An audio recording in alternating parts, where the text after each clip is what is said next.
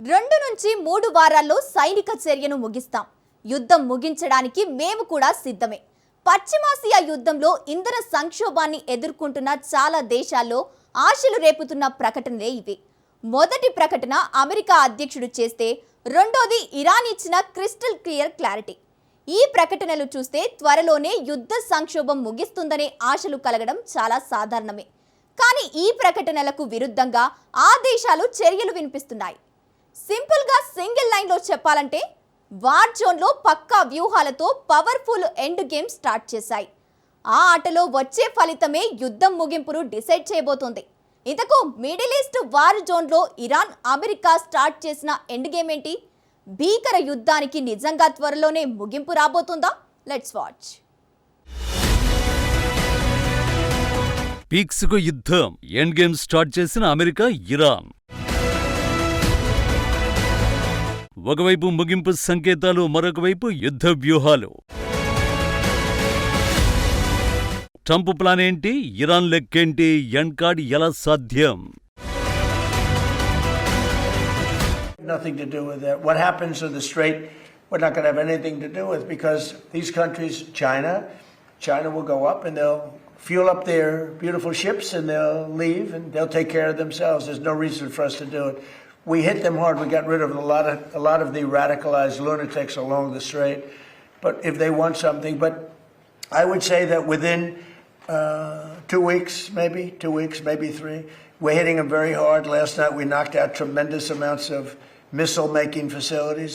As you probably read or wrote. Iran యుద్ధం ముగింపుపై Trump ప్రకటన ఇది. తాము ఇరాన్ నుంచి అతి త్వరలోనే వైదొలగనున్నట్లు తెలిపాడు. బహుశా అది 2-3 వారాల్లో ఉండొచ్చు అంటూ సైనిక చర్య ముగింపునకు సన్నద్ధమవుతున్నట్టు స్పష్టం చేశాడు. ఈ క్రమంలో ఇరాన్ తమతో ఒప్పందానికి రావాలంటూ కొన్ని రోజులుగా హెచ్చరిస్తూ వచ్చిన ట్రంప్ తాజాగా ఈ విషయంలో స్వరం మార్చాడు. తమ సైనిక చర్య ముగింపునకు ఇరాన్తో ఏదైనా ఒప్పందాన్ని కుదుర్చుకోవడంపై ఆధారపడి ఉండదని స్పష్టం చేశాడు. ఇరాన్ తమతో ఒప్పందం చేసుకోవాల్సిన అవసరం లేదని, ఒప్పందం చేసుకుంటారా లేదా అనేది అప్రస్తుతమని చెప్పుకొచ్చాడు. ఇరాన్ న్యూక్లియర్ సామర్థ్యం తగ్గిందని తాము భావించిన తర్వాతే అక్కడి నుంచి వైదొలుగుతామని వ్యాఖ్యానించాడు. రీసెంట్ గా హార్ముజ్ జలసంధి విషయంలో యూటర్న్ తీసుకున్న ట్రంప్ ఇప్పుడు ఒప్పందం కుదరకపోయినా ఇరాన్లో సైనిక చర్య విరమించడానికి సిద్ధమనే సంకేతాలు ఇచ్చాడు.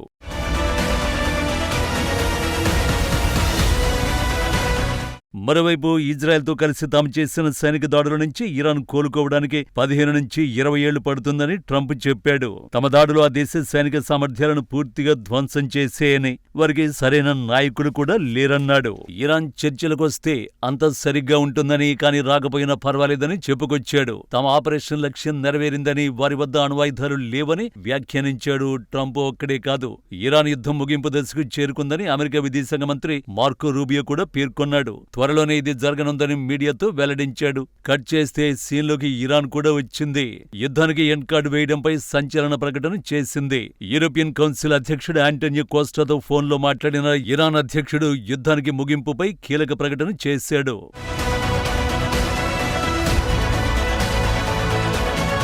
అమెరికాతో యుద్ధం ముగించడానికి తాము కూడా సిద్ధమేనని మసూద్ స్పష్టం చేశాడు. కానీ అందుకు తాము విధించిన షరతులకు ట్రంప్ ప్రభుత్వం అంగీకరించాల్సిందే అన్నాడు. ముఖ్యంగా భవిష్యత్తులో ఇలాంటి దాడులు పునరావృతం కావనే బలమైన హామీ ఇవ్వాలన్నాడు. ఇప్పుడు ఈ యుద్ధం ముగించేందుకు తాము సిద్ధంగా ఉన్నట్లు వెల్లడించాడు.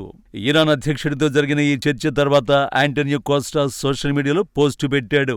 పశ్చిమాసియాలో ప్రస్తుత పరిస్థితి అత్యంత ప్రమాదకరంగా ఉందని ఆందోళన వ్యక్తం చేశాడు. పరిస్థితిని చక్కదిద్దేందుకు గల్ఫ్ దేశాలపై ఇరాన్ ప్రతీకార దాడుల్ని తగ్గించుకోవాలని కోరాడు. దౌత్య మార్గాలతో సమస్య పరిష్కరించుకోవాలని పిలుపునిచ్చాడు. ముఖ్యంగా హార్ముజ్ జలసంధిని తిరిగి తెరవడం గురించి ప్రస్తావించాడు. కోస్టాతో టెలిఫోన్ సంభాషణ కాస్త పక్కన పెడితే ఇరాన్ మరో కీలక ప్రకటన కూడా చేసింది.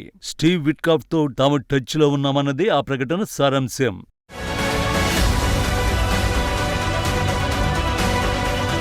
పశ్చిమాసియా యుద్ధ సంక్షోభాన్ని ముగించేందుకు తాము మధ్యవర్తిగా వ్యవహరిస్తామంటూ పాకిస్తాన్ ముందుకొచ్చిన వేళ అసలు తాము అమెరికాతో చర్చలే జరపడం లేదని ఇరాన్ చెబుతూ వస్తోంది. కానీ ట్రంప్ యుద్ధం ముగింపు సంకేతాలు ఇస్తున్న వేళ స్టీవ్ విట్కాఫ్ తో టచ్ లో ఉన్నామని ఇరాన్ ప్రకటించింది. అమెరికా ప్రత్యేక రాయబారి స్టీవ్ విట్కాఫ్ నుంచి తనకు నేరుగా సందేశాలు అందుతున్నాయని ఇరాన్ విదేశాంగ మంత్రి అబ్బాస్ అరాగ్చి పేర్కొన్నాడు. అయితే ఆ దేశంతో చర్చలు జరుపుతున్నామనేది దాని ఉద్దేశం కాదన్నాడు. కొన్ని సందేశాల మధ్యవర్తుల ద్వారా కూడా వచ్చాయన్నాడు. ట్రంప్ ప్రభుత్వంతో తాము ఎలాంటి అధికారిక చర్చలు జరపడం లేదని, ఆ దేశం చేసిన ప్రతిపాదనలపై తాము ఇంకా స్పందించలేదని వెల్లడించాడు. కాల్పుల విరమణకు తాము అంగీకరించమని, యుద్ధ ముగింపును మాత్రమే తాము కోరుకుంటున్నామని అరాక్చి స్పష్టం చేశాడు. ఇక్కడ స్టీవ్ విట్కాఫ్ తో టచ్ లో ఉన్నట్టు చెప్పడం అంటే అమెరికాతో చర్చలు జరుగుతున్నాయన్నట్టే లెక్క.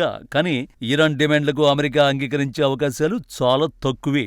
ఇరుపక్షాలు యుద్ధం ముగించడానికి సిద్ధమంటున్నాయి, కానీ ఎవరి లక్ష్యాలపై వారు వెనక్కి తగ్గడం లేదు. ట్రంప్ 2 అంశాల్లో వెనక్కి తగ్గాడు. హోర్ముజ్ను లైట్ తీసుకున్నాడు. యుద్ధం ముగియడానికి అణు ఒప్పందం చేసుకోవాల్సిన అవసరమూ లేదన్నాడు. కానీ వచ్చే 2-3 వారాల్లో భీకర దాడులు ఖాయమనే మెసేజ్ ఇస్తున్నాడు.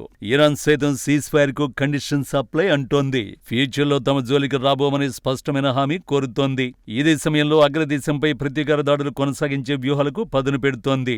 ఇలా ఓవైపు ముగింపు దిశగా ఆశలు రేగుతున్నా, మరోవైపు మాత్రం ఎండ్ కార్డ్ ఇంపాసిబుల్ అనే పరిణామాలే కనిపిస్తున్నాయి. సింపుల్ గా చెప్పాలంటే మిడిల్ ఈస్ట్ లో అమెరికా, ఇరాన్ ఓ రేంజ్ ఎండ్ గేమ్ షురూ చేసేయ్. ఈ ఆట జరగబోయే తీరే భీకర యుద్ధానికి ముగింపు ఉందో లేదో చెబుతుంది. అందుకు మరికొన్ని రోజులు వేచి చూడాల్సిందే.